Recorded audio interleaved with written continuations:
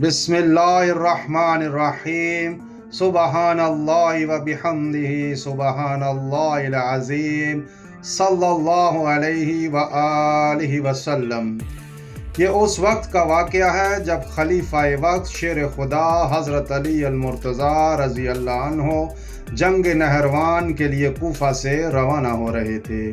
مولا علی اپنے جنگی لباس میں ملبوس تھے، شمشیر ذوالفقار ان کے پہلو میں چمک رہی تھی۔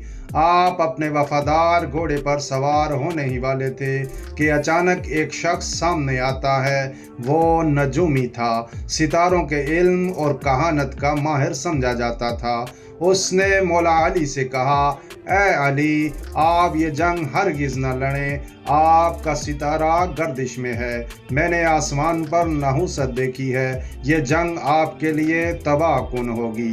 یہ سن کر مولا علی مسکرائے، نہ غصہ نہ اضطراب، بلکہ انتہائی سکون سے گھوڑے سے نیچے اترے۔ پھر اس نجومی سے فرمایا، تو کہتا ہے تو آسمان کے ستاروں سے زمین کے فیصلے بتا سکتا ہے، تو آؤ میں تجھے کچھ اور سوالات کرتا ہوں۔ آپ نے سامنے ایک حاملہ گھوڑی کی طرف اشارہ کیا اور پوچھا، یہ بتاؤ اس کے پیٹ میں نر ہے یا مادہ؟ نجومی خاموش ہو گیا۔ مولا علی نے پھر سوال کیا، بتاؤ کون سا ستارہ جب ٹوٹتا ہے تو اونٹوں پر کیا اثر پڑتا ہے؟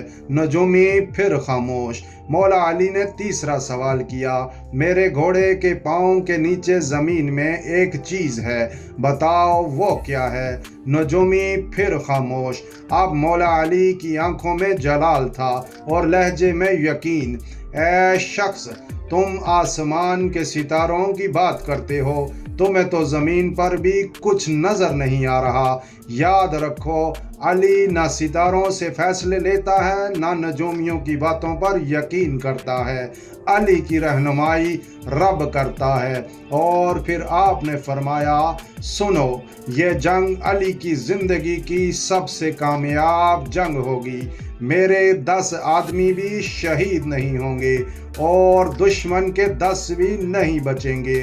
پھر وہ دن آیا، جنگ نہروان کا مارپا برپا ہوا، تلواریں چمکیں، نیزے گرے اور گرد و غبار کے طوفان میں حق اور باطل ٹکرا گئے، اور جیسا مولا علی نے کہا تھا ویسا ہی ہوا۔ مولا علی کے لشکر کا ایک بھی سپاہی شہید نہ ہوا اور دشمن کی طرف سے صرف 9 لوگ بچے تھے۔ ناظرین کرام، ستارے انسان کے مقدر کا فیصلہ نہیں کرتے، ایمان، توکل اور عمل اللہ کی بارگاہ میں انسان کا مقام بلند کرتے ہیں۔ اللہ کریم آپ سب کو برکت اور عافیت عطا فرمائے، آمین یا رب العالمین۔ جزاک اللہ خیر۔